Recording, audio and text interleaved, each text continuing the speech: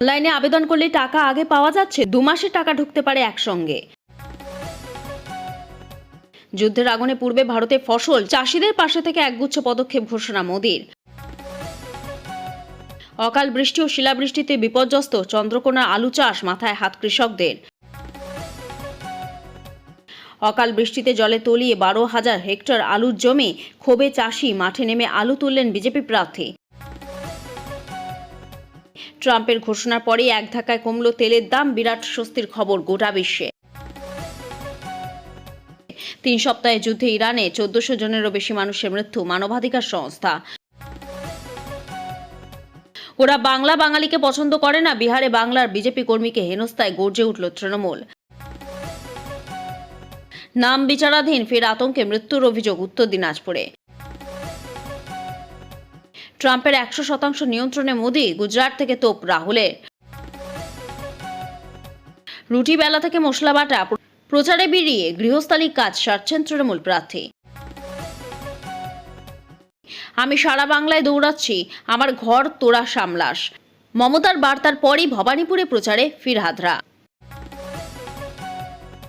পুরনো মেজাজে দিলীপ, খড়গপুরে নির্বাচনী প্রচার মঞ্চ থেকে পুলিশকে হুমকি। 50,000 ভোটে জেতার চ্যালেঞ্জ কৌস্তবের, পাল্টা দিবাস্বপ্ন খোঁচা রাজ্যের। নন্দীগ্রামে বদলা ভবানীপুরে, শুভেন্দুকে হারাতে মমতার রণকৌশল কি? খারাপ আবহাওয়ার জেরেই দুর্ঘটনা, নিউ ইয়র্ক বিমানবন্দরে দমকলের গাড়িতে বিমানের ধাক্কায় মৃত 2 পাইলট। বামেদের আরও একদিন সময় দিলাম, আসন জটে প্রার্থী তালিকা প্রকাশ, পিছলেন নওশাদ। রাজ্যে পরিস্থিতি বাংলাদেশের মতো, ভোটের মুখে মমতাকে ধুয়ে দিলেন দিলীপ ঘোষ। ভোটের টিকিট দিতে 50 লক্ষ টাকা চেয়েছিলেন কেন্দ্রমন্ত্রী, বিজেপির অস্বস্তি বাড়ালেন বারাসতের নেতা। ঝোড়ো হাওয়ার সঙ্গে প্রবল বৃষ্টি, সপ্তাহান্তে ফের ধেয়ে আসছে দুর্যোগ, জারি হলুদ সতর্কতা। সেলুনে ঢুকে গালে ফোম লাগিয়ে ভোটারের দাড়ি কেটে দিলেন বিজেপি প্রার্থী, চমকে ওঠার মতো ভিডিও। 14 কেজি সিলিন্ডারে মিলবে 10 কেজি গ্যাস, দাম কি একই থাকবে, কি সিদ্ধান্ত নিতে চলেছে কেন্দ্র? হাজার হাজার টাকা কমে গেল সোনার দাম, সকালে পর বিকেলে আরো কমল দাম। ভোট প্রচারে গিয়ে চাষিদের সঙ্গে আলু তুললেন বিজেপি প্রার্থী। এতদিন দেখা যায়নি কটাক্ষ তৃণমূলের, হুমায়ুন কবিরের সঙ্গে জোট চূড়ান্ত, ঘোষণা আসাদুদ্দিন ওয়াইসির, পশ্চিমবঙ্গে ভোটে লড়বে এআই মিম। ভোটার নেমে এসেছে 1,60,000-এ, ভবানীপুরে জয় নিয়ে কেন আত্মবিশ্বাসী শুভেন্দু? যুদ্ধে তছনছ আকাশপথ, প্রায় 5 লক্ষ কোটি টাকার ক্ষতি বিমান সংস্থাগুলির। ভাঙড়ে শওকত বনাম নওশাদ, প্রথম দফায় 23 আসনে প্রার্থীর নাম ঘোষণা আইএসএফের। মমতার কেন্দ্রে বাড়ি বাড়ি প্রচারে ফিরহাদ, খোঁচা দিলেন শুভেন্দুকে। সকাল 9টার পর বদলে গেল পরিস্থিতি, ফের আলু নিয়ে বিপাকে চাষিরা। তোর বাপের গুলি, আইসির উদ্দেশ্যে শটান বলে দিলেন দিলীপ ঘোষ। এখনো জায়গা রয়েছে 5,000 বস্তা আলু রাখার, তার আগে হিমঘর বন্ধের সিদ্ধান্ত কর্তৃপক্ষের, প্রতিবাদে আলু ব্যবসায়ীরা। ফের এক আলু চাষী মৃত্যু, এবার চন্দ্রকোনা, গুলির আওয়াজে প্যান্ট ভিজে যাবে, খড়গপুর টাউনের আইসিকে বেনজির হুমকি দাবাং দিলীপের। এতক্ষণ শুনছিলেন সংবাদ শিরোনাম, এবার আসছে বিস্তারিত খবরে। ভিডিওটি ভালো লাগলে লাইক করুন এবং আমাদের ইউটিউব চ্যানেলটি সাবস্ক্রাইব করুন। যুদ্ধের আগুনে পূর্বে ভারতের ফসল চাষিদের পাশে থেকে একগুচ্ছ পদক্ষেপ ঘোষণা মোদির। পশ্চিম এশিয়া যুদ্ধের জেরে জ্বালানি সংকটে মুখ পড়ছে ভারত। পশ্চিম এশিয়ার যুদ্ধের জেরে জ্বালানি সংকটের মুখে পড়েছে ভারত, পাশাপাশি ক্ষতিগ্রস্ত কৃষিক্ষেত্র। যেহেতু হরমুজ অবরুদ্ধ থাকায় জ্বালানি পাশাপাশি সার আমদানি ও উৎপাদন প্রভাবিত হচ্ছে। সোমবার সংসদের বক্তব্যে কথা বলেন প্রধানমন্ত্রী নরেন্দ্র মোদী। তবে এই পরিস্থিতিতে সব রকমভাবে কৃষকদের পাশে আছে সরকার, আশ্বাস দিলেন তিনি। এছাড়াও সংকট মোকাবেলায় একগুচ্ছ পদক্ষেপের কথাও জানান মোদী। প্রধানমন্ত্রী নরেন্দ্র মোদীর নেতৃত্বে ইরান যুদ্ধের পর্যালোচনা বৈঠক ছিল গতকাল। তখনই জ্বালানি তেল, গ্যাসের পাশাপাশি বিদ্যুৎ এবং সার আমদানি ও উৎপাদন নিয়ে আলোচনা হয়। বর্তমান পরিস্থিতি খতিয়ে দেখে উপযুক্ত পদক্ষেপের বিষয়ে কথা হয়। এদিন সংসদের ভাষণে কৃষিক্ষেত্র নিয়ে উদ্বেগ প্রকাশ করে মোদি বলেন, সকলেই গ্যাস নিয়ে ব্যস্ত, যদিও যুদ্ধের জেরে ভারতের কৃষিক্ষেত্রে প্রভাব পড়তে পারে। এরপরেই প্রধানমন্ত্রী আশ্বাস দেন, কৃষকদের সব রকমভাবে সাহায্য করবে সরকার। উল্লেখ্য, ভারত বিশ্বের অন্যতম প্রধান সার আমদানিকারক দেশ। রাশিয়া, সৌদি আরব, মরক্কো এবং চীন থেকে ভারতে আসে রাসায়নিক সার। এদিন মোদির ভাষণে যুদ্ধ দীর্ঘায়িত হওয়ার ইঙ্গিত মিলেছে। তিনি বলেন, বর্তমান অবস্থায় রাসায়নিক সারের ব্যবহার কমিয়ে চাষিদের প্রাকৃতিক চাষে উৎসাহ দেওয়া হচ্ছে। একই কারণে দেশে কৃষকদের 22 লক্ষ সোলার পাম্প বিতরণ করা হয়েছে। এছাড়াও আমদানির প্রতি নির্ভরতা কমিয়ে দেশেই সার উৎপাদন বাড়ানোর বিষয়ে পদক্ষেপ করা হচ্ছে বলেও জানান মোদি। একই সঙ্গে নিশ্চিত করেন যে ভারতে খাদ্যশস্যের ভাণ্ডারে টান পড়েনি। বর্তমানে যথেষ্ট পরিমাণ খাদ্যশস্য মজুত রয়েছে। এছাড়াও পশ্চিম এশিয়া যুদ্ধের জেরে সেখানকার সিবিএসই বোর্ডের স্কুলগুলি যে পরীক্ষা বাতিল করেছে তাও জানান প্রধানমন্ত্রী। অনলাইনে আবেদন করলে টাকা আগে পাওয়া যাচ্ছে, 2 মাসের টাকা ঢুকতে পারে একসঙ্গে। পশ্চিমবঙ্গ সরকার রাজ্যের যুবকদের জন্য বাংলা যুবসাথী প্রকল্প 2026 নামে একটি নতুন উদ্যোগ নিয়েছে। এই প্রকল্পের মাধ্যমে রাজ্যে বেকার যুবক যুবতীদের প্রতি মাসে 1500 টাকা করে দেওয়া হবে। বিশেষভাবে 21 থেকে 40 বছর বয়সী যুবক যুবতীরাই এই প্রকল্পের অধীনে মাসিক 1500 টাকার ভাতা পাবেন। বর্তমানে বিভিন্ন জেলা থেকে খবর পাওয়া যাচ্ছে যে ব্যাচ অনুযায়ী টাকা ক্রেডিট করা হচ্ছে। যারা অনলাইনে আবেদন করেছিলেন তাদের তথ্য আগে থেকেই সিস্টেমে আপলোড ছিল, ফলে তাদের যাচাই প্রক্রিয়া তুলনামূলকভাবে দ্রুত সম্পন্ন হচ্ছে এবং অনেকের অ্যাকাউন্টে ইতিমধ্যেই টাকা ঢুকতে শুরু করেছে। যুবসাথী প্রকল্পে টাকা পাওয়া সংক্রান্ত কিছু প্রশ্ন, অনলাইনে আবেদন করলে কি আগে টাকা পাওয়া যাচ্ছে? সাধারণভাবে দেখা যাচ্ছে অনলাইনে আবেদনকারীদের তথ্য আগে থেকেই সিস্টেমে ছিল, তাই তাদের অনেকের অ্যাকাউন্টে আগে টাকা ঢুকেছে। তবে এটি কোনো নির্দিষ্ট নিয়ম নয়, অনেক ক্ষেত্রে জেলাভিত্তিক প্রসেসিংয়ের উপর নির্ভর করছে। যারা প্রথম দিকে ডকুমেন্ট সেলফ অ্যাটেস্টেড করেননি তাদের সমস্যা হচ্ছে। বাস্তবে দেখা যাচ্ছে প্রথম দিকে যারা সেলফ অ্যাটেস্টেড ছাড়া আবেদন করেছিলেন তাদেরও অ্যাকাউন্টে টাকা ঢুকেছে। অর্থাৎ শুধুমাত্র এই কারণে সাধারণত সমস্যা হচ্ছে না, অফলাইনে জমা দেওয়া আবেদনগুলোর তথ্য ম্যানুয়ালি এন্ট্রি করা হচ্ছে, তাই এদের ক্ষেত্রে টাকা পেতে কিছুটা দেরি হতে পারে। এই প্রকল্পে টাকা পাঠানো হচ্ছে বেনিফিট ট্রান্সফার পদ্ধতিতে, অর্থাৎ আবেদনকারীর আধার নম্বরের সঙ্গে লিঙ্ক করা ব্যাংক অ্যাকাউন্টে সরাসরি টাকা ক্রেডিট হচ্ছে। তাই আবেদনকারীদের জন্য গুরুত্বপূর্ণ কয়েকটি বিষয় হলো, ব্যাংক অ্যাকাউন্টে আধার লিঙ্ক থাকতে হবে, কেওয়াইসি সম্পূর্ণ থাকতে হবে, ডিবিটি সার্ভিস সক্রিয় থাকতে হবে। এই প্রকল্পে আবেদনকারীদের তথ্য জেলাভিত্তিকভাবে যাচাই করা হচ্ছে। তথ্য যাচাই করার পরই আবেদন অ্যাপ্রুভ করা হচ্ছে এবং তারপরই টাকা পাঠানো হচ্ছে। আবেদনকারীরা বর্তমানে অন্য কোনো চাকরি করছে কিনা, ভোটার কার্ড ও পরিচয়পত্রের তথ্য, শিক্ষাগত যোগ্যতার ডকুমেন্ট, আবেদনকারী বর্তমানে কোনো সরকারি বা বেসরকারি চাকরিতে নিযুক্ত আছেন কিনা। অকাল বৃষ্টি ও শিলাবৃষ্টিতে বিপর্যস্ত চন্দ্রকোনা আলু চাষ, মাথায় হাত কৃষকদের। পশ্চিম মেদিনীপুরে চন্দ্রকোনা 2 নম্বর ব্লকের কৈগেরা গ্রামে টানা অকাল বৃষ্টি ও শিলাবৃষ্টিতে আলু চাষে ব্যাপক ক্ষতির মুখে পড়েছে। পশ্চিম মেদিনীপুরে চন্দ্রকোনা 2 নম্বর ব্লকের কৈগেরা গ্রামে টানা অকাল বৃষ্টি ও শিলাবৃষ্টিতে আলু চাষ ব্যাপক ক্ষতির মুখে পড়েছে। বিঘার পর বিঘা জমি জলমগ্ন হয়ে পড়ায় উত্তোলিত ফসলের 1/3 ভিজে গেছে এবং বাকি অংশ মাঠে পচে যাওয়ার উপক্রম হয়েছে। আম চাষেও ক্ষতির খবর পাওয়া গেছে। চাষিদের অভিযোগ, উৎপাদন খরচ বৃদ্ধি এবং ঋণের বোঝার মাঝে এই প্রাকৃতিক দুর্যোগ তাদের আর্থিক মেরুদণ্ড ভেঙে দিয়েছে। ফলন ভালো হলেও সঠিক দাম না পাওয়া এবং দুর্যোগের কারণে ফসল নষ্ট হওয়ায় তারা দিশেহারা। ক্ষতিগ্রস্ত কৃষকেরা এখন প্রশাসনের কাছে দ্রুত সরকারি সাহায্য, উপযুক্ত ক্ষতিপূরণের দাবি জানিয়েছেন। আলিপুর আবহাওয়া দপ্তরের পূর্বাভাস অনুযায়ী রবিবার পর্যন্ত এই দুর্যোগ চলবে এবং আগামী শুক্রবার থেকে পুনরায় কালবৈশাখীর সম্ভাবনা রয়েছে। মাঝে কয়েকদিন তাপমাত্রা বাড়লেও পুনরায় বৃষ্টির আশঙ্কায় কৃষকদের উদ্বেগ আরও বেড়েছে। বর্তমানে প্রতিকূল পরিস্থিতি মোকাবিলা করাই এখন এই অঞ্চলের কয়েক হাজার চাষির প্রধান চ্যালেঞ্জ। পুরনো মেজাজে দিলীপ, খড়গপুরে নির্বাচনী প্রচার মঞ্চ থেকে পুলিশকে হুমকি, জায়গা পেয়ে পুরনো মেজাজে দিলীপ ঘোষ।